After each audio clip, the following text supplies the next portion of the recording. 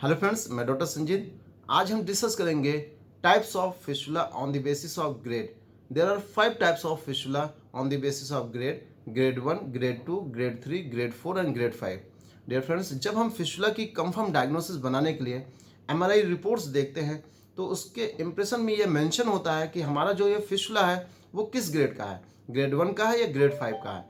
Grade 1 का जो fistula होता है उसको ठीक करना बहुत ही आसान होता है क्योंकि ये सिंपल इंटरस्पेटिक फिस्टुला होता है। और जो ग्रेड 5 का फिस्टुला होता है ये थोड़ा सा कॉम्प्लिकेटेड केस होता है क्योंकि या तो ये सुप्रा इंस्पिरेटिव फिस्टुला होगा या एक्स्ट्रा इंस्पिरेटिव फिस्टुला होगा, क्योंकि जो इसमें जो फिस्टुला का ट्रैक होता है वो कहीं ना कहीं लिवेटर नहीं मसल को क्रॉस पियर्स करते हुए या तो इसकी इंटरनल ओपनिंग डेंटेट लाइन पे होती है या तो उसकी इंटरनल ओपनिंग रेक्टम में होती है।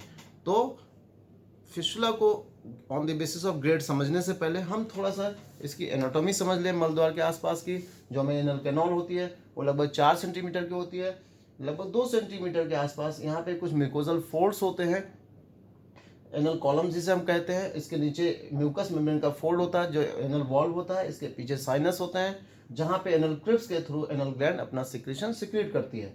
डियर फ्रेंड्स, जो डेंटेट लाइन के नीचे एक लाइन होती है जिसे हम व्हाइट लाइन या हिल्टन्स लाइन कहते हैं, और इसके नीचे आप देख रहे हैं यहाँ पे एनल वर्ड्स है। ये जो होती है पेरिनल स्किन है। यहाँ पे जो एनल कैनॉल के बाद जो सबसे पहला स्ट्रक्चर आप देख रहे हैं ये है इंटरनल स्फिंक्टर। इंटरनल स्फिंक्टर जो होती है वो इनवॉल्यूंटरी होती है, और ये जो एनल कैनाल होता है इसका लगभग 3/4 पार्ट को कवर करता है और ये हमारे अंडर कंट्रोल में नहीं होती है। इसके बाद जो यहाँ पे स्ट्रक्चर देख रहे हैं यह है एक्सटर्नल स्फिंक्टर। एक्सटर्नल स्फिंक्टर पूरे एनल कैनाल को कवर करता है, और जो हमारी एनल टोन को मेंटेन करने में एक्सटर्नल स्फिंक्टर जो होता है वो लगभग 15% पार्टिसिपेट करता है। इंटरनल स्फिंक्टर 85% पार्टिसिपेट करता है एनल टोन को मेंटेन करने में।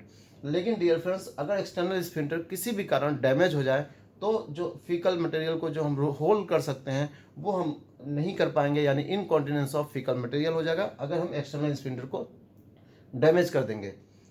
फिस्टुला के ट्रीटमेंट में ये ध्यान देना बहुत आवश्यक होता है कि हमारा जो फिस्टुला का ट्रैक है वो एक्सटर्नल स्फिंक्टर को कितना इन्वॉल्व किया है या इंटरनल स्फिंक्टर के ज़्यादा फाइबर को इन्वॉल्व तो नहीं किया है, क्योंकि जो लो एनल फिस्टुला होते हैं उसमें या तो इंटरनल या एक्सटर्नल स्फिंक्टर बिल्कुल इन्वॉल्वमेंट नहीं होता है या बहुत थोड़े से फाइबर इसके इन्वॉल्व होते हैं। लेकिन जो हाई एनल फिस्टुला होते हैं उसमें एक्सटर्नल स्फिंक्टर का ज़्यादा पार्ट इन्वॉल्व होता है या इंटरनल स्फिंक्टर का ज़्यादा पार्ट इन्वॉल्व होता है। हाई एनल फिस्टुला के जब हम ट्रीटमेंट करते हैं विद द हेल्प ऑफ छायासूत्रा तो ये ध्यान रखते हैं कि हमारे स्फिंक्टर को कोई नुकसान न पहुंचे। इसीलिए जो हाई एनल के फिस्टुला होते हैं उसमें फिस्टुलोटॉमी और फिस्टुलेक्टॉमी करने से पहले एक बार हमें ध्यान देना चाहिए कि हमारे स्फिंक्टर को ज़्यादा नुकसान न पहुंचे। तो डियर फ्रेंड्स, अब आता है कि स्पेसेस, क्योंकि स्पेस में वहाँ पे स्पेस होता है, वहाँ पे एब्सेस बनने के चांसेस ज़्यादा होते हैं।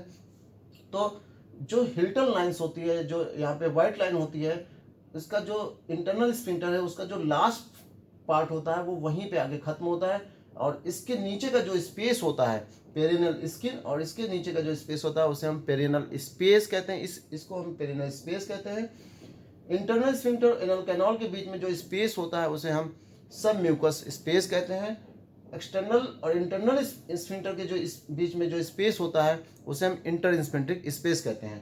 अब एक्सटर्नल स्फिंक्टर के बाद में जो स्पेस होता है इसके लोअर साइड में issue anal space, issue anal fossa कहते हैं, और इसके ऊपर जो एरिया है वो इश्यू रेक्टल फोसा है। और इसके बाद का जो यहाँ पे फैशिया आप देख रहे हैं इसे इंटरनस आर्टरेटर मसल की फैशिया कहते हैं, और ये लेटरल बाउंड्रीज होती हैं।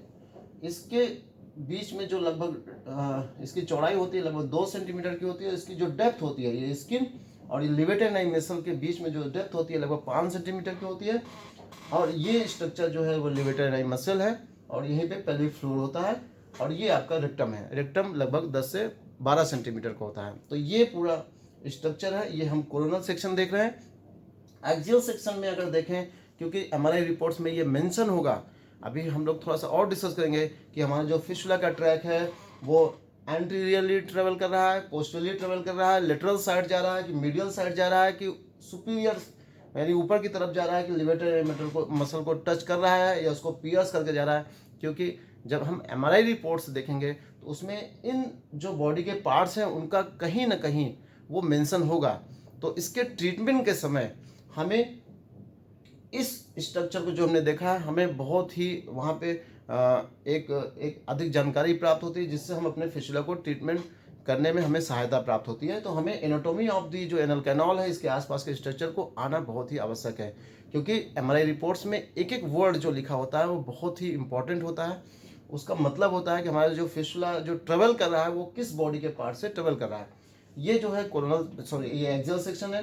एक्सियल सेक्शन में हमने दिखाया है कि हमारा जो पोस्टीरियर साइड में है वो 6 o'clock है, एंटीरियर साइड जो होता है वो 12 o'clock होता है, और ये 3 o'clock, ये लेटरल साइड में 3 o'clock, और इधर जो है 9 o'clock पोजीशन। तो अब हम देखेंगे फिशुला को, किस फिशुला को हम ग्रेड 1 फिशुला कहते हैं। अभी आपने पूरा देखा कि ये एक्सटर्नल स्फिंक्टर है, ये इंटरनल स्फिंक्टर है, ये डेंटेट लाइन है। फिशुला 70 से 80% जो फिशुला की शुरुआत होती है वो डेंटेट लाइन के पास में जो यहाँ पे एनल ग्लैंड्स होती हैं वो इन्फेक्ट हो जाती है, जिसे हम क्रिप्टोग्लैंडुलर ओरिजिन ऑफ फिशुला बोलते हैं।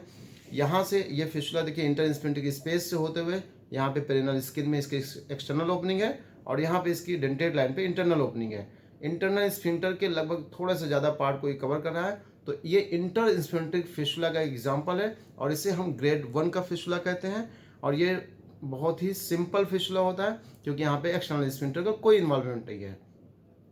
अब चूंकि इस पिक्चर में आप देख रहे हैं कि यहाँ पे जो इंटरनल स्फिंक्टर है उसके ज़्यादा फाइबर को इन्वॉल्व किया गया है, तो ये हाई एनल फिशुला का एक तरह एग्जाम्पल है। अगर यही फिशुला का ट्रैक यहाँ से गया होता और कम से कम फाइबर को इन्वॉल्व करता तो इसे हम लो एनल फिशुला भी कह सकते थे। तो जब इंटर स्फिंक्टर फिशुला होता है उसे हम ग्रेड 1 का फिशुला कहते हैं।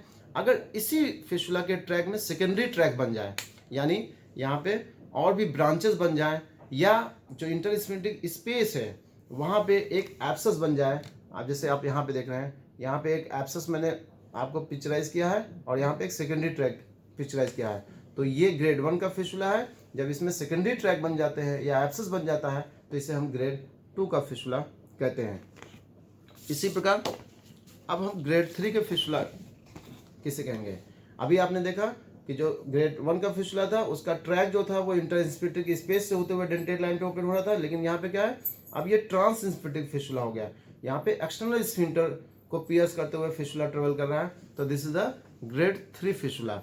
अगर यही ग्रेड 3 के फिशुला में सेकेंडरी ट्रैक बन जाए, यानी ब्रांचेस बन जाए, या यहाँ पे रेमिफिकेशन जिसे हम बोल सकते हैं, अगर यहाँ पे रेमिफिकेशन हो जाए, यानी पे यहाँ पे देखिए सेकेंडरी ट्रैक्स बन रहे हैं, या यहाँ पे एब्सेस बन जाए, जो कि इस्चियोएनल फोसा में आप देख रहे हैं कि ये इस्चियोएनल, अभी मैंने बताया था कि इसके लोअर पार्ट को इस्चियोएनल फोसा बोलते हैं, इसके अपर पार्ट को इस्चियोरेक्टल फोसा बोलते हैं। तो यहाँ पे जो एब्सेस हमने पिक्चराइज किया है वो इस्चियोएनल फोसा में किया है, और जो इसका सेकेंडरी ट्रैक किया है वो इस्चियोरेक्टल फोसा में किया है। और ये कैसे ट्रेवल कर रहा है, सुपीरियरली ट्रैक कर रहा है, और थोड़ा सा ये मीडियल साइड में हल्का सा टर्न किया है, और लिवेटर एनाई मसल को टच करते हुए जा रहा है। तो जब आप एमआरआई रिपोर्ट्स पढ़ेंगे तो आप देखेगा किसी भी फिशुला के बारे में ऐसे ही मेंशन होगा कि जो फिशुला की एक्सटर्नल ओपनिंग है वो यहाँ पे 5 o'clock या 6 o'clock पे है, ये ऊपर सुपीरियरली ट्रेवल कर रहा है, एंटीरियर साइड में थोड़ा आगे की तरफ आ रहा है, या मीडियल साइड में एक्सटर्नल स्फिंक्टर को पियर्स करते हुए डेंटेट लाइन पे ओपन हो रहा है,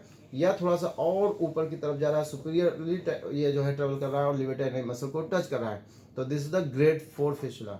ग्रेड 3 में ही जब सेकेंडरी ट्रैक बन जाए या एब्सेस बन जाए तो इसे हम क्या कहेंगे, ग्रेड 4 के फिशुला कहेंगे। और लास्ट में ग्रेड 5 का फिशुला।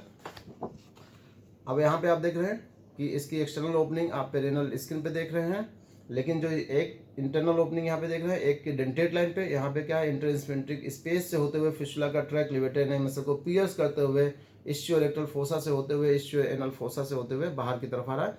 This is the example of supra sphincter फिशुला, और सुप्रा इंस्फिंक्टर फिशुला को ही हम ग्रेड 5 का फिशुला कह सकते हैं।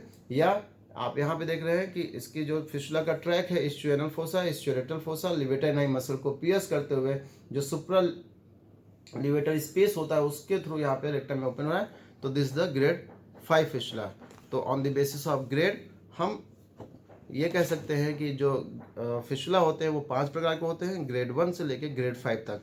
डियर फ्रेंड्स, फिशुला को ठीक करना बहुत ही आसान होता है, बस हमें ये पता होना चाहिए कि जो हमारा फिशुला का ट्रैक है वो एक्सटर्नल स्फिंक्टर को कितना इन्वॉल्व किया हुआ है, या जो फिस्टुला का ट्रैक है वो उसका डायरेक्शन क्या है, इधर ऑब्टूरेटर इंटरनस मसल्स की तरफ तो नहीं जा रहा है, या लिवेटर एनाई मसल को तो पियर्स नहीं कर रहा है, रेक्टम में तो उसकी इंटरनल ओपनिंग नहीं है, क्योंकि अगर रेक्टम में इंटरनल ओपनिंग है तो इसकी जो बेसिक पैथोलॉजी होती है फिस्टुला की ओरिजिन की वो दूसरी हो जाती है। अगर डेंटेट लाइन पे फिस्टुला की इंटरनल ओपनिंग है तो उसकी बेसिक पैथोलॉजी ज़्यादातर 70% 70 से 80% केसों में जो एनल ग्लैंड्स होती हैं वो उनके इन्फेक्शन की वजह से हो जाती है।